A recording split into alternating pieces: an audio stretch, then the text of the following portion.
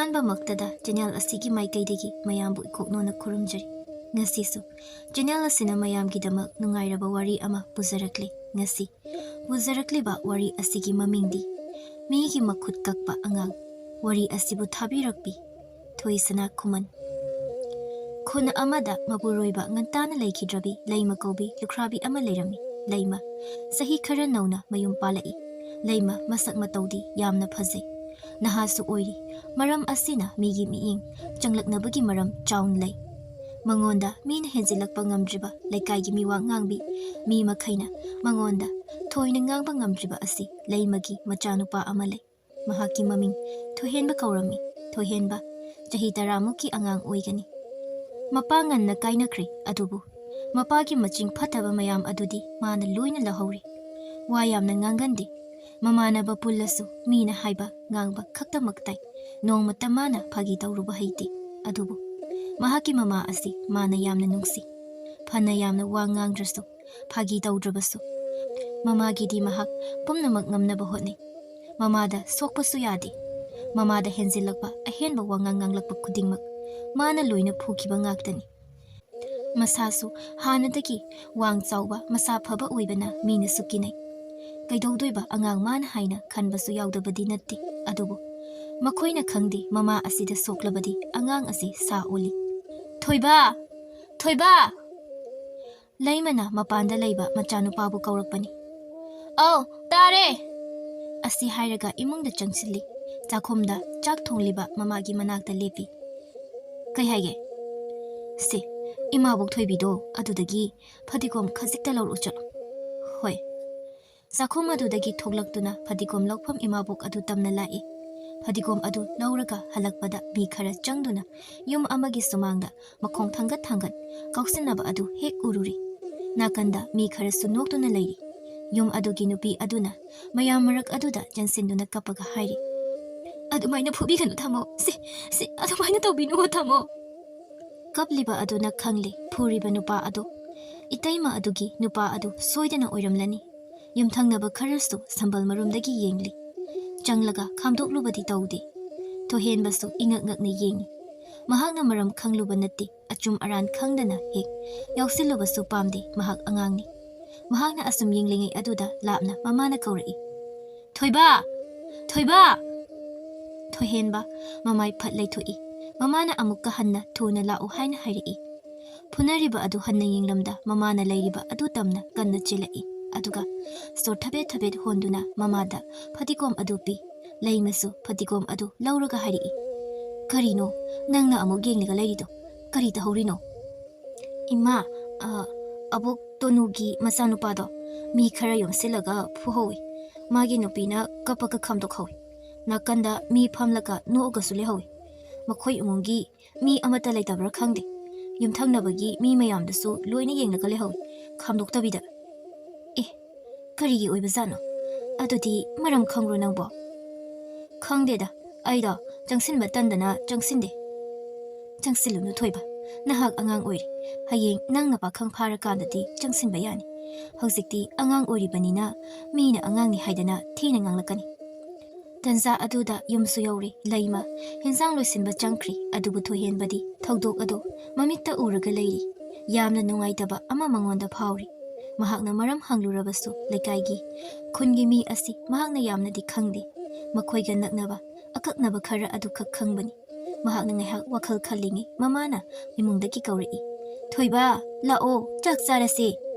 ꯋꯥꯈꯜ ꯑꯗꯨ ꯃꯈꯥ ꯇꯥꯅ ꯈꯟꯊꯗ ꯃꯈꯨꯠꯇꯨ ꯁꯦꯡꯅ ꯍꯥꯝꯂꯒ ꯆꯥꯛ ꯆꯥꯕ ꯆꯪꯈ꯭ꯔꯤ꯫ ꯅꯨꯡꯊꯤꯟ ꯅꯨꯃꯤꯗꯥꯡ ꯋꯥꯏꯔꯝ ꯑꯗꯨꯅꯤ꯫ ꯂꯩꯃ ꯃꯆꯥꯅꯨꯄꯥ ꯊꯣꯏꯍꯦꯟꯕꯒ ꯋꯥꯐꯝ ꯐꯝꯕꯤ ꯏꯅꯦꯒꯤ ꯑꯗꯨꯒꯤ ꯃꯅꯥꯛꯇ ꯏꯪꯈꯣꯜꯒꯤ ꯍꯦꯟꯁꯥꯡ ꯈꯔ ꯌꯦꯡꯒꯦ ꯍꯥꯏꯗꯨꯅ ꯊꯣꯛꯂꯛꯄꯅꯤ꯫ ꯑꯗꯨꯕꯨ ꯍꯦꯟꯁꯥꯡ ꯌꯦꯡꯗ꯭ꯔꯤꯉꯩ ꯍꯦꯟꯁꯥꯡ ꯌꯣꯟꯕꯤ ꯊꯣꯛꯂꯛꯄꯤ ꯃꯌꯥꯝꯒꯤ ꯋꯥꯔꯤ ꯑꯗꯨꯗ ꯃꯥꯁꯨ ꯄꯜꯂꯒ ꯂꯩꯈ꯭ꯔꯤ꯫ "ꯌꯨꯝꯗꯣ ꯀꯅꯥꯝꯇ ꯂꯩꯇ꯭ꯔꯤꯉꯩ ꯇꯟꯖꯥꯁꯨ ꯑꯣꯏꯕ, ꯃꯇꯩ ꯃꯅꯥꯎ ꯈꯛ ꯂꯩꯕꯅꯤꯅꯦ꯫ ꯑꯗꯨꯗ ꯇꯣꯝꯄꯣꯛꯁꯤꯅ ꯃꯥꯒꯤ ꯃꯤ ꯃꯌꯥꯝ ꯑꯃ ꯄꯨꯔꯛꯑꯒ ꯀꯔꯤꯁꯨ ꯋꯥꯔꯤ ꯁꯥꯅꯗꯕꯤ ꯃꯥꯒꯤ ꯁꯦꯜ ꯄꯤꯗ꯭ꯔꯦ ꯍꯥꯏꯗꯅ ꯅꯨꯄꯥꯗꯣ ꯆꯤꯡꯊꯣꯛꯑꯒ ꯍꯦꯛꯇ ꯐꯨꯕ ꯍꯧꯔꯕꯖꯥꯠꯅꯤꯗ." ꯃꯈꯣꯏ ꯃꯌꯥꯝꯒꯤ ꯃꯔꯛꯇꯒꯤ ꯍꯧꯖꯤꯛ ꯈꯛꯇ ꯆꯪꯈꯤꯕ ꯅꯨꯄꯤ ꯑꯗꯨꯅ ꯍꯪꯂꯛꯏ, "ꯍꯣꯏꯅꯦ, ꯑꯩꯁꯨ ꯇꯣꯅꯨꯒꯤ ꯃꯆꯥꯒꯤ ꯋꯥꯔꯤꯗꯣ ꯇꯥꯔꯒ ꯂꯥꯛꯏꯅꯦ꯫ ꯑꯗꯨꯕꯨ ꯇꯁꯦꯡꯅ ꯁꯦꯜ ꯄꯤꯗꯕꯒꯤ ꯑꯣꯏꯕꯖꯥꯠꯂꯣ? ꯑꯇꯣꯞꯄ ꯅꯨꯡꯉꯥꯏꯅꯗꯕꯒꯤ ꯑꯣꯏꯕ ꯖꯥꯠꯂꯣ ꯑꯗꯨꯕꯨ? ꯅꯠꯇꯦ ꯍꯟꯗꯛꯀꯤ ꯊꯥꯒꯤ ꯁꯦꯜꯁꯦ ꯈꯔ ꯍꯨꯟꯗ꯭ꯔꯕ ꯃꯥꯜꯂꯦ. ꯑꯗꯨꯒꯤ ꯁꯦꯜ ꯄꯤꯗ꯭ꯔꯦ ꯍꯥꯏꯗꯅ ꯐꯨꯔꯤꯅꯤ. ꯑꯩꯁꯨ ꯌꯦꯡꯂꯨꯔꯦ. ꯐꯅ ꯌꯥꯝꯅ ꯁꯣꯛꯍꯧꯏ ꯑꯉꯥꯡꯗꯣ. ꯐꯠꯁꯨ ꯐꯠꯇ꯭ꯔꯦ ꯃꯥꯒꯤ ꯇꯣꯝꯄꯣꯛ ꯍꯥꯏꯗꯣ. ꯍꯥꯟꯅꯗꯤ ꯑꯗꯨꯃꯥꯏꯅ ꯇꯧꯔꯝꯗꯕꯅꯤ. ꯁꯦꯜ ꯈꯔ ꯄꯥꯏꯈꯤꯕ, ꯁꯅꯥ ꯈꯔ ꯃꯌꯨꯝꯗ ꯊꯝꯈꯤꯕꯗꯒꯤ ꯈꯨꯟ ꯂꯩꯀꯥꯏꯁꯦ ꯃꯥꯅ ꯂꯤꯡꯕꯒꯤ ꯃꯑꯣꯡ ꯑꯃꯗ ꯇꯧꯔꯤꯌꯦ. ꯍꯣꯏꯅꯦ, ꯃꯥꯒꯤ ꯇꯣꯝꯄꯣꯛ ꯍꯥꯏꯗꯣ ꯈꯔꯗꯤ ꯍꯦꯟꯃꯟꯗ꯭ꯔꯣ? ꯁꯦꯜ ꯄꯨꯈꯤꯕꯒꯤ ꯄꯤꯗꯕ, ꯍꯥꯠꯄꯁꯨ ꯅꯠꯇꯕ ꯊꯥ ꯑꯃꯈꯛ ꯁꯣꯟꯊꯕꯒꯤꯕꯨ ꯑꯁ ꯈꯔ ꯑꯗꯨ ꯌꯦꯡꯕ ꯌꯥꯏ. ꯀꯅꯥ ꯅꯠꯇꯦ ꯈꯨꯟ ꯑꯁꯤꯗ ꯂꯩꯔꯤꯕꯅꯤ. ꯃꯥꯅ ꯁꯨꯃꯥꯏꯅ ꯁꯨꯝ ꯇꯧꯔꯗꯤ ꯀꯃꯥꯏꯅ ꯂꯩꯃꯤꯟꯅꯕ ꯌꯥꯒꯅꯤ? ꯑꯩꯈꯣꯏ ꯃꯌꯥꯝꯁꯦ ꯑꯃꯅ ꯑꯃꯗ ꯅꯨꯡꯉꯥꯏꯅꯗꯕ ꯑꯗꯨꯝ ꯊꯣꯛꯂꯛꯄ ꯇꯥꯕꯅꯤ. ꯑꯃꯅ ꯑꯃꯨꯛ ꯐꯠ ꯍꯥꯏꯔꯛꯏ. ꯅꯠꯇꯦ, ꯑꯩꯈꯣꯏ ꯃꯌꯥꯝꯒꯤ ꯌꯨꯝꯂꯣꯟꯅꯕ ꯃꯤꯁꯤꯡ ꯑꯗꯨ ꯐꯥꯎꯕ ꯀꯩꯗꯧꯔꯒ ꯂꯩꯒꯦ? ꯌꯨꯝꯗꯨꯗ ꯃꯤ ꯂꯩꯇ꯭ꯔꯁꯨ ꯌꯨꯝꯂꯣꯟꯅꯕ ꯑꯗꯨꯗꯗꯤ ꯈꯖꯤꯛꯇ ꯑꯣꯏꯔꯁꯨ ꯂꯩꯔꯝꯅꯤꯗꯅ. ꯑꯗꯨ ꯄꯜꯂꯨꯔꯅꯨ ꯏꯕꯦꯝꯃ, ꯑꯗꯨꯗꯒꯤꯅꯦ ꯋꯥꯊꯣꯛ ꯆꯥꯎꯔꯛꯇꯣꯏꯁꯦ. ꯇꯣꯝꯄꯣꯛꯇꯕꯨ ꯀꯔꯤ ꯍꯥꯏꯕ ꯉꯝꯗꯧꯔꯤꯒꯦ? ꯅꯨꯡꯉꯥꯏꯇ꯭ꯔꯁꯨ ꯑꯗꯨꯝ ꯌꯦꯡꯂꯒ ꯂꯩꯕ ꯇꯥꯕꯅꯤ. ꯋꯥꯔꯤꯁꯤꯡ ꯑꯗꯨ ꯇꯥꯔꯒ ꯉꯁꯥꯏ ꯊꯣꯏꯍꯦꯟꯕꯅ ꯇꯝꯂꯛꯄ ꯋꯥꯔꯤꯗꯨ ꯄꯨꯝꯅꯃꯛ ꯒ꯭ꯌꯥꯟ ꯇꯥꯔꯤ ꯂꯩꯃ. ꯊꯣꯏꯍꯦꯟꯕꯁꯨ ꯃꯈꯣꯏꯅ ꯁꯥꯟꯅꯔꯤꯕ ꯋꯥꯔꯤꯗꯨ ꯂꯧꯁꯤꯟꯕ ꯉꯝꯃꯤ. ꯑꯗꯨꯕꯨ ꯃꯍꯥꯛ ꯋꯥꯗꯤ ꯉꯥꯡꯗꯦ. ꯇꯣꯝꯄꯣꯛ ꯍꯥꯏꯔꯤꯕ ꯑꯁꯤ ꯀꯅꯥꯅꯣ ꯍꯥꯏꯕ ꯋꯥꯈꯜꯗ ꯈꯜꯂꯒ ꯂꯩꯔꯤ. ꯃꯃꯥꯅ ꯄꯣꯛꯐꯝ ꯐꯝꯕꯤ ꯏꯅꯦ ꯑꯗꯨꯗ ꯑꯣꯟꯁꯤꯟꯗꯨꯅ ꯍꯥꯏꯈꯤꯕ ꯑꯗꯨ ꯃꯍꯥꯛ ꯇꯥꯏ. ꯏꯅꯦ, ꯈꯥꯃꯦꯟ ꯑꯁꯤꯟꯕ ꯑꯁꯤꯒ ꯉꯥ ꯑꯌꯥꯏꯕ ꯑꯁꯤꯒ ꯈꯔ ꯄꯤꯕꯤꯌꯨ. ꯑꯗꯨꯒ ꯎꯃꯣꯔꯣꯛꯇꯨꯒ ꯄꯤꯕꯤꯔꯛꯑꯣ. ꯄꯤꯒꯦ ꯏꯕꯦꯝꯃ. ꯏꯅꯦ ꯑꯗꯨꯅ ꯄꯤꯔꯛꯏꯕ ꯄꯣꯠꯁꯤꯡ ꯑꯗꯨ ꯄꯨꯔꯒ ꯃꯃꯥ ꯃꯆꯥ ꯌꯨꯝꯗ ꯂꯥꯛꯑꯦ. ꯃꯌꯥꯝ ꯇꯤꯜꯂꯤꯕ ꯑꯗꯨꯗꯒꯤ ꯈꯤꯇꯪ ꯂꯥꯞꯊꯣꯛꯂꯛꯄꯒ ꯊꯣꯏꯍꯦꯟꯕꯅ ꯃꯃꯥꯗ ꯍꯪꯂꯛꯏ. ꯏꯃꯥ, ꯀꯩ ꯍꯥꯏꯒꯦ? ꯑꯩ ꯋꯥ ꯑꯃ ꯍꯪꯒꯦ. ꯍꯪꯉꯣ, ꯀꯩ ꯋꯥꯅꯣ? ꯍꯧꯖꯤꯛ ꯑꯕꯣꯛ ꯇꯣꯅꯨꯒꯤ ꯃꯆꯥꯅꯨꯄꯥ ꯐꯨꯏ ꯍꯥꯏꯕ ꯇꯣꯝꯄꯣꯛ ꯍꯥꯏꯗꯣ ꯀꯅꯥꯅꯣ? ꯇꯣꯝꯄꯣꯛ ꯍꯥꯏꯗꯅ ꯃꯤ ꯑꯃ ꯂꯩꯌꯦ. ꯁꯦꯜꯁꯨ ꯑꯗꯨꯝ ꯈꯔ ꯄꯥꯏꯕ. ꯑꯩꯅꯦ ꯎꯔꯀꯥꯟꯗ ꯇꯥꯛꯄꯤꯒꯦ. ꯃꯁꯛ ꯎꯕ ꯑꯗꯨꯗꯤ ꯃꯥꯁꯨ ꯎꯔꯤ.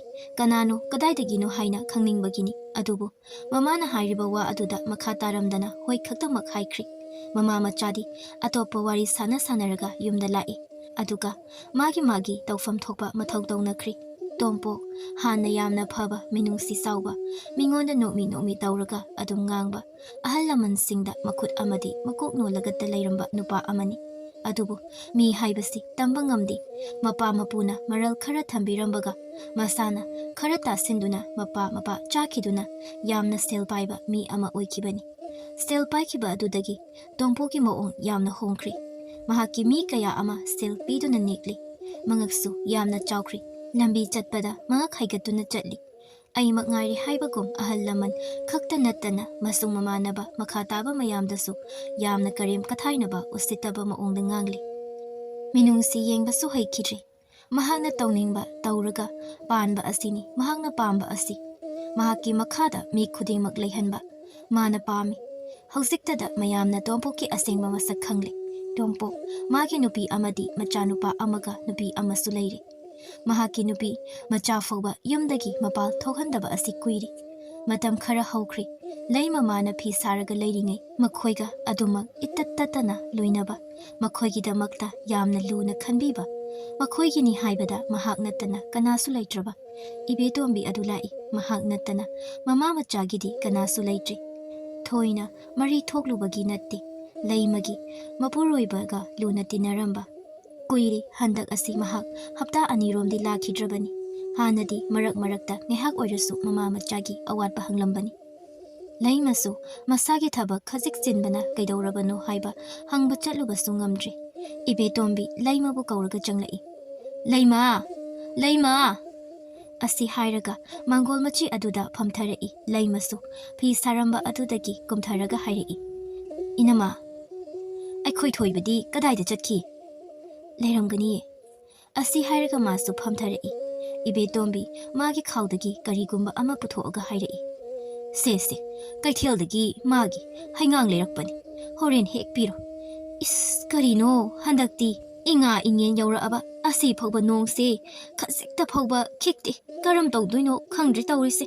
ꯂꯥꯏꯒꯤ ꯂꯩꯐꯥꯎꯗꯁꯨ ꯑꯋꯥ ꯑꯅꯥ ꯇꯥꯅꯤ,ꯏꯍꯤꯡ ꯅꯥꯍꯤꯡ ꯁꯥꯅꯤ ꯍꯥꯏꯅ ꯍꯥꯏꯔꯛꯏ ꯍꯥꯏ. ꯑꯗꯨꯒꯤꯁꯨ ꯊꯧ ꯇꯧꯕ ꯈꯣꯠꯄ ꯌꯥꯝ ꯂꯩꯈ꯭ꯔꯦ. ꯍꯟꯗꯛꯀꯨꯝ ꯑꯁꯤꯃꯗꯤ ꯑꯐꯕ ꯅꯨꯡꯉꯥꯏꯕ ꯑꯣꯏꯌꯨ ꯍꯥꯏꯕ ꯂꯩꯇ꯭ꯔꯕ ꯃꯥꯜꯂꯤ. ꯀꯔꯤꯅꯣ ꯍꯥꯏꯔꯤꯁꯦ? Kaithelda imana phawri haidana haidai.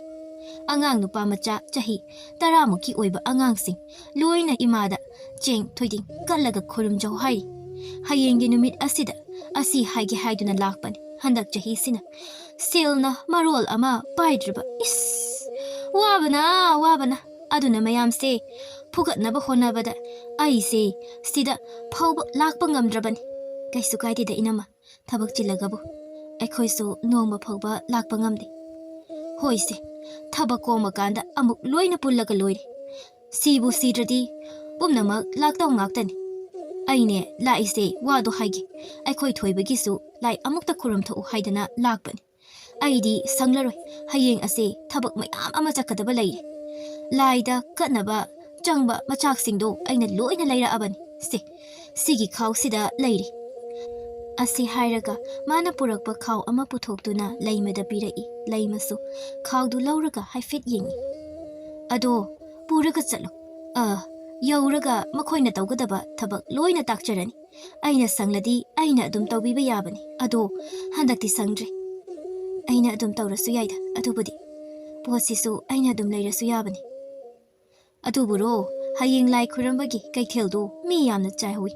Atopa mi mayam amasu kattoini aduda nangna kon haibada leiringai amu phanghaudradi pausisu hairagi aduga potsisu lebiragi haidana laini. Tanza aduda thoibasu lai ibetombi ubada kaurai. Ne chobia. Haune kadaida chaluino nangbo. Thoihenba changsillaga ibetombigi manakta phamthaduna hairi. Kaisu sateda ima tompo khaiba mido amuk lahawi. Magi mi mayam amana mi ama amuk phuhawi. Ai mi mamingdudi khangre. Ibetombi ingakna hairi. Kanano ne tompokna phui haidubo. Maming khangre ne chobi. Madugi tompo khaiba mahachandan ado pharoidori mado. Laikai miyam pumba loina saurabani. Mahangna kharanga me matagum mana tawningbada tawba. Aine saubu numitadi ma loidoni yenguma. Inama onsenarunuda moigumba sidi tawgeda ngambagi amu phatanungda thokani. Makhoina tawgena ngamabada loina ngamgadro. Ningthau konungda sune maitan wali hainabani. Laikai mi mayamsu machin kangba yadabagini loina saurabani. Mangak chawba napal gaba khaki wana temado. Nupi angangda makhut masa sangba ama yamna kanna tawri. Anawa wari ni sina laima mana sungta tadriba. Laima machada tahan ningraduna hairei. Thoiba se nangi hangangni ne chawbina leireini. Ado chalo ne chawbi ibani wari aruba amata sagi. Hoi ima. Hangan adu lauraga thoihenba chatkri laima ibetombida amu onsillaga hanglai. Kaino inama kamaina tawrino. Mana mi se kayamo yamna usittagi haibabune. Imabok chandrani do nang khangidana. Khangi. Adudugi machanupi ama leibado. Ngarang imabok chandrani na. Potpham phamlikanda ma sulakpa. Mama machado sel leitabagi wari sanabada aisu nungaiti haidna. Sengauda yauba khara laukthooka piramlaga aise phat haidoga thabak suba chaluba. Adudagi magi tompok haiba ado kaithel aduda laaga. Magi hui sinuna ine chandrani sida sel pidi haidana hekta damka tawani. Ine do sel susudraba. Aduda tompokna machanupiduda phajadaba wahai wata mayam ama sizinaraga nganglabazani. Adumakti aidi tahaudre. Mana mi se usitri se yengo. Mana nganglido kaithel phamba ima mayam adugi mamangdani. Mangonda khajik ngangledana madi sauraga. Mama adugi mamangda machanupido khudang pairaga soro chingba haurakpa. Ado aisu thabak halakpada hek urure. Aise hekta sauredana. Imabok chandrani su khame aisu saubani. Machanupida sumaina tawraga nangna yenglaga leira haina. Angang adudi kaisu tawdri. Ahal mayam ama changlaga khami. Khudaktane aikhoi mayamdagi sel khara puthoknaraga magi seldo piki. Aise kayadi khoidoksha sauninge. Laima wari du munna tai adu yamna chawba wathok ama thoki haibasi ibetombi laklamdradi ma khangloi. Ibetombi na sauriba maram adu matik chai haina khalli. Mahana wa amatang ngangdringai ibetombi na wadu makha tarai. Mama macha khaklai haidana hanthana khanba amasu yauri magisi. Magi mayokta aikhoi mayam amana leplaga leiri haibase khanghanba tanja oirabani. Ibetombi khajik saugalakpa aduda laimana wadu honglaga phatharai. Hoise Yari, asigi wase, tosi, isor leiridana, matang matamna adum pusarakani. Lao inama, imung da changlasi, saka saraga halu, aikoi thoibasu kauraga aikoi punna sakto charasi. Ai sararoi, ai se, thabak yamna chilli, nangna khangliba aduni, ai chalagi. Nang sune phasana layu. Aikoi thoibase kharaseno, inkhalakpa matamgi wakhal khanba watpa tanzani. Ai amuk chalagi. Hey ha. Ibe tombi adu hogalai aduga hari. Ai amuk chalagi ko. Ibe tombi adu thokri. Laimasu ibe tomina tamlamba wa aduda nungaitri. Ngaihak leiraga Thoihenba halai. Mamaga chakpunna sari. Laima magi mathau oina konda kakhatlaga phi sakri. Nungthin numidang ta silakpa aduda Laima machanupaga punna Chandrani hoigi yumda lai. Thokiba thodok aduna oiraba male. Sandrani yumda laikai mera pai bising makok oiriba nubi adusu lairami. Laimasu nomi changsilai. Malakpa ubada Chandrani na kaurai. Haima, udaba kuireda namana chadie. Lao kakhalao. Maira pai aduna su kaurai. Laima, lao. Is, nangi na chanupa asidi pakhang phanidana. Laima no phetau na changsilai. Makhoina thariba phida aduda mama machadu phamthai. Laimana atopa wa hodokdringai maira pai aduna hana wa ngangba haurai. Aisune yumsida adum lairaba. Makhoi ani se hek thadoga chatpado nungaitraba. Imabo. Hoi mayamna makok oibagini aikhoina nungaina lairiba asisu. Khangtreda ibema khul laikai se phattaba mi masing asum hengalai. Ngarangi thodokto aidi thengna haudri. Aigi mitmangda thoklamba oiradi magi tompok haiba niyom chumdaba nupado. Subanda haplaga sugadabani. Ma aigi iti khangadabani. Ma yenguni ibema nangsu. Warisu nupi aduna mathang lirai. Laimasu hoi chumi haibadagi hena atopa wa hainaba matam phangba natti. Laima awaba dariba makhoibu khazik themsingi haina lakpani adubu. Maira paibi adugi asawa mayamdu loina phudokliga liriba waridu oina taraga leiri. Thoihenbasu wari pumba loina tari. Maira paibi nupi adudi yamna sauri. Hera, mana pang henjinba yabro. Mama tomtana khulle kaise hekta ngamlabraba. Chandrani kari su khangan nangi damakne aikhoi khulle kaina leiriba asini. Maira paibigi mawang matau aduga hairuradi Chandrani adu wakhal phana yamna chakthoraklabani. Adubu masu nungaitaba natti. Nungaitaba adu uthoktana thambani. Nupi adugi wangai hak taraga laimagi machanupabu mapanda phamhallaga Chandrani machanupigi manakta lautuna themsilami. Wakhal chakthoknaba wagaya hairami. Angang adu machinda karisu khandre hainadi haihowi adubu mahak kapadi kapi. Asigi matung amuk thoklaktuna mahaki leita laira khazik yengo haiduna sel khara pirami. Chandrani piribadu lau haiba yadraduna maira paibi imabo aduda khara yengsinbiro haina sinarami. Aduga makhoi anisu thoklai. Makhoina khara chatlaga tompo magi nupa macha khara aduga lai. Tompo laima ubada chalamba adu leplaga harai. Hai, Laima natrani sibo. Laima khomde kariyamnana hairakwa aduda tompo makha tarai. Hai, asidi hanagi masak phazabadu halamdrine. Aina budi chahi khazik khanbani. Makhoi mayamdu unsinnaraga noki tawi Thoihenba tompokta mamik khana yengi. Laima makhong adu yangna thanglaga lai. Thoihenbasu khazik suglap yingamlaga wa amata haidana lai. Makhoi anisu yumda yauri. Laima masadu inung nungaitri. Mathangi numit aduni Laima masa khazik ngamdri. Masa nungaitaba aduna lai khurambagi wafam adu madi kakthu uri. Thoibasu mamagi seba tawduna leiri. Makhoina adumna leiringai numit adudi hausinkri. Lai khurambagi haiba wafam adu khurum haudri. Ibe tombisu Laima nai haiba paudu tadri. Mahaki thabak chinbaga thabakna ngamduna adumak leikri. Matam khara haukri. Lawu singubagi matam yorai adubu handaki chahi asi mawong tabagi chang yamna watpa maramna ikhang thokli. Laimagisu maburoibana thambiramba law sangam amale. Law adusu ikhang thokpada yauri. Ibe tombisu law ikhang thoktuna yamna wari. Khun aduna waraga kochen seli. Adubu kota phau mayam ama paisilaga thamba sensau paiba tompokti awaba haibadu mangonda leiti. Madi hedendum nungairi.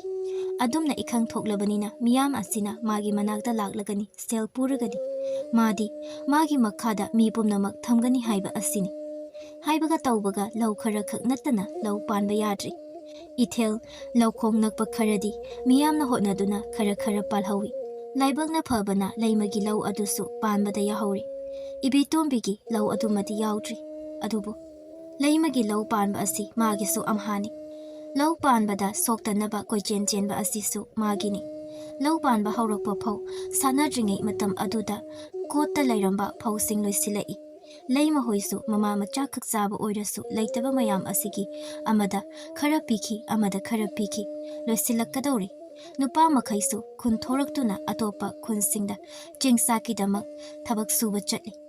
Angang oriba Thoihenbasu mamana tawrakadaba adu khangbana thabak suba chatke haiduna haiba haurai. Ima aikhoigi chengse loikhradi yamna warani. Aisu thabak suba chatlagi. Thoiba nang yamna angang oyi. Angang oirasu ai thabak suba ngami.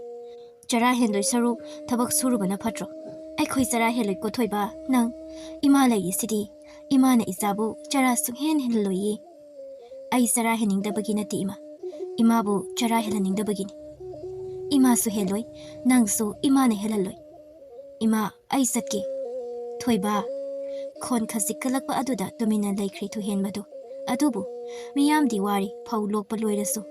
Konadabana maram oiraga waba aduna pamdrabasu pamdana tompuki yumda chatlaga niruba tari. Tompo awaba tariba mayamdu chengsak pidabadi tawdi loina pi adubu mamaldi yamna tangkhatli. Matam khara lairagadi tompo magi mawong adu haurai. Leite khangna mangondagi pukiba cheng adugi mamal thaurai. Sel pukiba mayam adu tikhatana thogalai. Makonda hek khongkang khalaaga magi mi mayam ama changduna hek phuba. Sel pidragana magi tawningba tawba. Khara matu sonba mi singdi tompo puyanaba chatpada migi khongpagle I haibadu oiri. Asigumba khara asina tompuki napalgi changdi hengatli. Ai magngairi haiba magi mangak adu hena haigatli. Khun asigi mi khudingna magi makhongda tarabagum masana khanjari. Adubu akanba magi ngamba amasu leiri haibagi tompo mana khangdri. Nongma tompokna khundagi lakpada leimana lambida lakpa adu uri. Ngasidi machanupa adu yaurakdri. Mathanta lai. Hai, angangsa leima lai. Leima nine. Phajai he, phajai bo. Angang mayam adunasu phajai haiba haurai. Tompo noki leimagi manakta changsili. Leima tompokta phat yenglai. Makhong adu thuna thanglaka chatke tawbada tompoki angangsing aduna lambi adu thachillaga thamkhri. Leima kadaida chatluino nangbo? Thabak chatlubani ai chatlagi. Ha, nang chatlagi hairo. Ngai ko he, wari ngai hak sasi kainoni. Ai nangonda wa mata haigena. Ai chatlagi. Thabak khara thori. Thabak thuraba. Ho, chalo. Hai, lambi do thadu uni hinoibo. Magi angangsing adu handokri. Chalo, leima. Wadu phauba loina taramdre leima thuna yangna chatkri. Tongpuki kangbu adu yenglaga noktuna lehawi. Makhoina tawriba mayamdu Thoiba loina mamitu khana yenglaga lei. Tongpuki yumdani tompo sangoi aduda phamli. Phamna leimagi wakhan khalli. Adudagi magi angang ama kausinduna hairai. Hai, amta law. Angang ama changlai. Lawni nangbo sida phamuni wari sasini. Angang adu phamtharai. Leimado masak adum phajai natra. Phajai mabungo. Nahasu oiri. Mapuroibasu laikhidre. Machasu mathanta hingba yare. Haidi pakhang phare haiba. Au, chummi mabungo. Aina khun asida ningthau gumna paliba khun asigi. Mioi khudingna aibu ubada noliba. Chummi mabungo. Ma gumba lukrabi amada ai gumba senjau baiba nupa amana amuk khanna lobige hairadi magi maraibak adu thambal chama nipan satbaga chap manaidu. Mabunghona haiba yamna chummi. Adudi nakhoina stiloni ha natro. Sinjagi. Mabunghona hairagabu kaigi yadani. Yanaba hekta silladawni.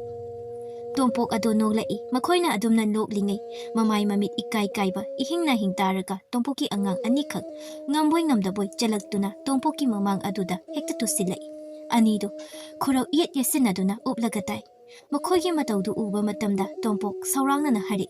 Hai, karino ai lai haibasi makhoi ani udabra ha. Mahangna adumna nganglingay nupa macha aniduna I tayraga sor sauna holakpa adu tari. Hey, kaidore. Namit na may igi ngakta. Nakoy ani kaidore. Aingonda hayo. Nakoy anida kanana kaidore ino. Nupa anidugi maraktagi amana hayri. Mabungo, laimagi. Macha nupa. Thoihenman mamada karan tai haidun. Aikhoy bu asumna. Lampakta puthoaga. Wadu tabada tumpo gyan takri. Pamlambadagi sauna khanghaw hawgatuna hayri. Kari, kaisu leitraba lairabi lukrabi machamana. Kun asigi ningthaw aigi mida phurakpa sai. Khangni, ngasi mama macha pulak losingedo. Asi hairaga thokri, magi mi makai adusu, magi thokpa chaitup amamamga laimagi yumda lai. Laima thoklai. Kari hai. Wadu loidi tompoki mi amana changsinduna laimagi masam paiduna mangoldagi chingtharaga sumang aduda khangin inthoi. Tanza aduda Thoihenba su chensilai mamabu hawgotlaga hairi. Ima, se hawgotlo ima. Asi hairaga mamabu inthoriba nupa adugi manakta changsilai. Nakanda taramba sing adu paikhatuna nupa adugi makokta thomlai. Nupa adu chainana khangba ngamdraduna laimaida olaga laikri. Tompokna amuk hairi. Nang yamna kanbagi mawong ni ha. Nang yamna kalle haiba phai. Adudi ngasi losinba taride. Aduga nangi nama asina aigi atombi hoyalani. Atopa lami kharadu khudakta Thoihenbagi romda chensilai. Thoihenba magi angamba thadana phunari laima machabu kauduna chensilai. Thoiba. Adubu tongpoki angang amana amuk inthokpada amuk tusili. Adubu tusilliba laimagi khud adubu tongpokna ta phakri. Lukrabi oibado mapok ama amuk khanna pokpigi haibani. Thado. Adubu tompok tadi laimabu soro chingba hawi. Laimasu yanduna lay. Kapsu kapli masam adusu ipha pari. Thoiba. Thado haibani. Thado. Asi hairaga kaplaga machabu kauri upai leitraduna. Thoihenba mamana kapa adu tabada hena saukri. Chaitup amana kalaiba adubu makhutna pharaga nupa adubu khongpakna khangkhaw kawki. Nupa sing adu ahal oibana masasu yamna solakli. Adubu magi leizabi tharaga mayam adudagi leithorei. Aduga darida yaliba lau khawbagi thamliba thangol adu tap pairaga laurduna chensilai. Aduga kapliba mamagi khudangbu pairaga jingliba tompoki makhut adu thanghai amukta loisinkri. Tompoki angangsing kiraduna chap lepi. Tompoksu magi makhut akakpa aduda yengduna kanna laurga leiri. Laimasu machanupada pakhatna yengli Thoihenba I tairaba thang adu pairaga mamit khana tompokta yengi amuksu sauna tompoki akakpa makhut aduda khongpakna nesilaga khangkaw kawi. Khudakta khungi lekai mi pumba yoksilai. Laimasu nupi kharana pusinkri. Tompoksu atopa kharana pukri magi angangsing adusu loina phakri. Laimasu kapli ngaihak leiraga khungi ahal mayam ama wa khanari. Thoihenbana tawriba thabak asidi soi adubu tompokpo nungsiba midi iyaw yawdri. Ibetombisu laktuna hairi. Tompok kanano haiba mi loina khanglabani. Migi mau amabu karisu usitana khudang jinglubagi machanupana sauraktuna tawruba thabak. Maramchat aduga hairadi matik chai tawriba thabakto. Aigi iya asida nakhoina dandi ama hekta piyu. Mayamna piriba dandido iyana phangtringai aina hana phangani. Aigi iyadi maral leite. Iyabu maral siba ngamba kanano tholo. Ibetombi amukta tapthako. Karigi tapthabano hausikta miyam polise karigino. Aigi inaunupi asina mapunsik kannaba lawu matamdadi nakhoi kana sangye. Aigi iya asumna isang thaudradi mamagi punsise kari oigani. Nakhoisu karisu haiba ngamloyi. Aigi inau asida nakhoi mayam omsilaga khara ngalaga adum loisinkhini. Aigi inau asida nati asina loire haibasu yaroi. Tompokna mathang amuk karamba kanagi macha nupigi khudang paini haiba kanana khange. Yai khanduna made dum henzilakani. Yadi haiba ama khanghalibase se matik chai. Nupi angangda makhut masa yamna sangba nupa adudi makhut kakpa aduna hena matik chai. Chandrani su wa pumba tari masu pendaba mayam ama lairibani. Ibetomina hariba ase chumi. Handak thoiba thawdok asina loire haiba yadi. Matung amu laibak thiba thabak se thoi haningai laiti. Mahapu para ama tambiriba asi yamna phakri. ꯃꯩꯔꯥ ꯄꯥꯏꯕꯤ ꯅꯨꯄꯤ ꯑꯗꯨꯁꯨ ꯇꯥꯏ ꯑꯗꯨꯕꯨ ꯃꯍꯥꯛꯇꯤ ꯃꯌꯥꯝꯒꯤ ꯃꯀꯣꯛꯅꯤ ꯄꯨꯝꯅꯃꯛꯀꯤ ꯋꯥ ꯇꯥꯔꯕ ꯇꯨꯡꯗ ꯑꯃ ꯍꯥꯏꯒꯗꯕꯅꯤ ꯇꯣꯝꯄꯣꯛꯀꯤ ꯃꯤꯆꯪ ꯆꯪꯕ ꯈꯔꯗꯤ ꯌꯥꯎꯏ ꯑꯗꯨꯕꯨ ꯇꯣꯝꯄꯣꯛꯅ ꯆꯨꯝꯕꯗꯤ ꯊꯣꯛꯇ꯭ꯔꯤ ꯍꯣꯏꯅꯦ ꯆꯨꯝꯃꯤꯅꯦ ꯇꯣꯝꯄꯣꯛ ꯂꯥꯜꯂꯦ ꯑꯗꯨꯕꯨ ꯃꯤꯒꯤ ꯃꯈꯨꯠ ꯀꯛꯏꯕ ꯑꯉꯥꯡ ꯑꯁꯤꯗꯤ ꯐꯕꯅꯤ ꯍꯥꯏꯅ ꯈꯟꯕ꯭ꯔꯣ ꯀꯅꯥꯅ ꯈꯪꯕ ꯃꯊꯪ ꯑꯃꯨꯛ ꯃꯤ ꯑꯃ ꯑꯃꯨꯛ ꯍꯥꯠꯂꯨꯔꯕꯗꯤ ꯌꯥꯔꯦ ꯂꯦꯞꯄꯣ ꯑꯉꯥꯡ ꯑꯁꯤꯅ ꯃꯃꯥꯕꯨ ꯀꯟꯅꯕ ꯍꯣꯠꯅꯕꯗ ꯇꯧꯕ ꯊꯕꯛꯅꯤ ꯇꯣꯝꯄꯣꯛꯅ ꯈꯨꯟ ꯑꯁꯤꯗ ꯆꯠꯊꯔꯤꯕ ꯃꯤꯑꯣꯠ ꯃꯤꯅꯩ ꯑꯁꯤ ꯑꯩꯈꯣꯏ ꯈꯪꯗꯨꯅ ꯂꯩꯔꯕꯅꯤ ꯅꯣꯏꯅ ꯃꯥꯒꯤ ꯃꯆꯨꯝ ꯆꯥꯔꯒ ꯅꯨꯡꯉꯥꯏꯅ ꯂꯩꯔꯤ ꯑꯗꯨꯗꯅꯤ ꯅꯣꯏꯅ ꯃꯥꯒꯤ ꯋꯥ ꯉꯥꯡꯂꯤꯕ ꯑꯗꯣ ꯑꯉꯥꯡ ꯑꯁꯤꯅ ꯃꯤ ꯈꯨꯗꯤꯡꯒꯤ ꯏ ꯇꯥꯍꯜꯂꯨꯕꯗꯤ ꯅꯠꯇꯦ ꯃꯃꯥꯕꯨ ꯁꯣꯛꯄ ꯃꯤ ꯑꯗꯨꯈꯛꯅꯤ ꯇꯣꯝꯄꯣꯛꯀꯤ ꯃꯤ ꯃꯌꯥꯝ ꯑꯃ ꯑꯗꯨꯅ ꯆꯪꯂꯒ ꯑꯉꯥꯡ ꯑꯗꯨꯗ ꯐꯨꯔꯤꯕ ꯃꯌꯥꯝ ꯑꯗꯨꯗꯤ ꯀꯔꯝ ꯇꯧꯕ ꯃꯈꯣꯏ ꯃꯌꯥꯝ ꯑꯁꯤꯅ ꯆꯪꯂꯒ ꯐꯨꯕꯗ ꯑꯉꯥꯡ ꯑꯁꯤ ꯀꯔꯤꯒꯨꯝꯕ ꯁꯤꯔꯝꯂꯗꯤ ꯀꯔꯝ ꯇꯧꯅꯤ ꯑꯗꯨꯕꯨ ꯃꯇꯥꯡ ꯆꯥꯅ ꯃꯁꯥꯅ ꯃꯁꯥꯕꯨ ꯀꯠꯂꯦ ꯋꯥꯐꯝ ꯑꯁꯤ ꯂꯣꯏꯔꯦ ꯇꯣꯝꯄꯣꯛꯅ ꯈꯨꯟ ꯑꯁꯤꯗ ꯇꯧꯕ ꯈꯨꯗꯤꯡ ꯂꯣꯏꯅ ꯀꯣꯛꯂꯦ ꯑꯗꯨꯒ ꯃꯍꯥꯛ ꯈꯨꯟ ꯑꯁꯤꯗ ꯂꯩꯕ ꯌꯥꯔꯔꯣꯏ ꯃꯥꯒꯤ ꯅꯨꯄꯤ ꯃꯆꯥꯁꯨ ꯂꯩꯃꯤꯟꯅꯕ ꯉꯝꯂꯔꯣꯏ ꯍꯥꯏꯗꯨꯅ ꯆꯦꯟꯈ꯭ꯔꯦ ꯑꯗꯨꯗꯅꯤ ꯃꯥꯁꯨ ꯌꯨꯝꯗ ꯂꯩꯕ ꯌꯥꯔꯔꯣꯏ ꯊꯣꯏꯍꯦꯟꯕꯒꯤ ꯃꯔꯥꯜ ꯂꯩꯇꯦ ꯊꯧꯗꯣꯛ ꯑꯁꯤꯗ ꯆꯨꯝꯅ ꯂꯩꯖꯕ ꯃꯃꯥ ꯃꯆꯥ ꯑꯁꯤꯗ ꯀꯅꯥ ꯑꯃꯠꯇꯅ ꯑꯀꯥꯏꯕ ꯄꯤꯒꯅꯨ ꯋꯥꯐꯝ ꯑꯗꯨ ꯂꯣꯏꯁꯤꯟꯈ꯭ꯔꯦ ꯇꯥꯔꯛꯏꯕ ꯋꯥꯔꯣꯏꯁꯤꯟ ꯑꯗꯨ ꯃꯤꯌꯥꯝ ꯄꯨꯝꯕ ꯍꯔꯥꯎꯅꯩ ꯇꯣꯝꯄꯣꯛ ꯑꯗꯨ ꯃꯌꯨꯝꯗ ꯆꯠꯈ꯭ꯔꯦ ꯑꯃꯗꯤ ꯈꯨꯟ ꯑꯗꯨ ꯏꯪꯅ ꯂꯩꯔꯤ ꯂꯩꯃ ꯑꯃꯗꯤ ꯃꯆꯥꯅꯨꯄꯥꯁꯨ ꯍꯥꯟꯅꯒꯨꯝꯅ ꯏꯪꯅ ꯆꯤꯛꯅ ꯅꯨꯡꯁꯤꯅꯅ ꯂꯦꯟꯈꯤꯔꯝꯃꯤ ꯏꯕꯦꯇꯣꯝꯕꯤ ꯃꯥꯅꯁꯨ ꯃꯃꯥ ꯃꯆꯥꯕꯨ ꯌꯦꯡꯁꯤꯜꯂꯝꯃꯤ ꯃꯊꯪꯒꯤ ꯀꯨꯝ ꯑꯗꯨꯗꯗꯤ ꯅꯣꯡ ꯇꯥꯔꯤ ꯃꯌꯥꯝ ꯈꯨꯗꯤꯡ ꯑꯐꯕ ꯃꯔꯨꯒꯤ ꯐꯧ ꯍꯨꯟꯗꯨꯅ ꯐꯧ ꯌꯥꯝꯅ ꯂꯣꯛꯇꯨꯅ ꯌꯥꯝꯅ ꯅꯨꯡꯉꯥꯏꯅ ꯂꯦꯟꯈꯤꯔꯝꯃꯤ